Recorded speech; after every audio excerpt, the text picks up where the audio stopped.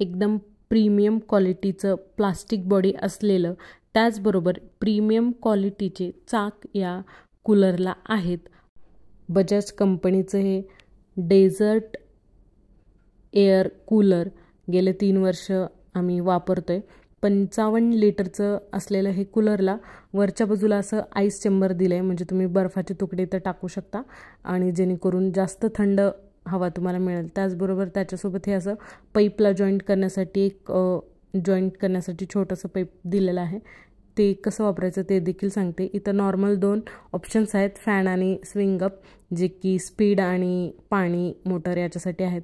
त्याचबरोबर अप आणि डाऊनचे हे असे 2 वेगळे बटन्स देखील आहेत, जेणेकरून तुम्ही हवाची दिशा बदलू शकता, वर किंवा खाली करू शकता। त्याचबरोबर खाली इथं पाणी किती आहे सध्या वॉटर कूलरमध्ये ते पाहण्यासाठी पण असं ग्लासचं दिलेलं आहे।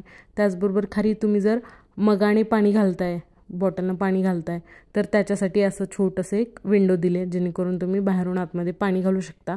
आणि तुम्ही जे सुरुवातीला बघितलं हे नॉब, तर हे तुम्ही जर पाईपाचा आकार जर लहान असेल तर याला जॉईंट करा, जर मोठाच असेल तर मग डायरेक्टली याला पाईप लावू शकता, किंवा मग हे असं छोटा पाईपसाठी याला पुढे एक्सटेंड करू शकता। याच्यासाठी हे दिलं आहे, जे की पाणी भरायला खूप युजफुल ठरतं। डायरेक्टली पाईपसाठी एक वेगळी जागा दिली आहे आणि ही दोन्ही साईडनं कूलरला जागा दिलेली आहे, तर तुम्ही तुमच्या सोयीनुसार याला वापरू शकता। त्याचबरोबर याला हनीकोमची जाळी दिली आहे, जेणेकरून पाणी थंड राहतं आणि जास्तीत जास्त थंड व्हायला मदत होते। हे असं कॉम्पॅक्ट असं कूलर आहे, जास्त मोठं दिसत नाही, तर छान आहे। याला फ्लिपकार्टवरून तुम्ही ऑर्डर करू शकता। व्हिडिओ जर युजफुल वाटला तर चॅनलला सबस्क्राईब करायला विसरू नका।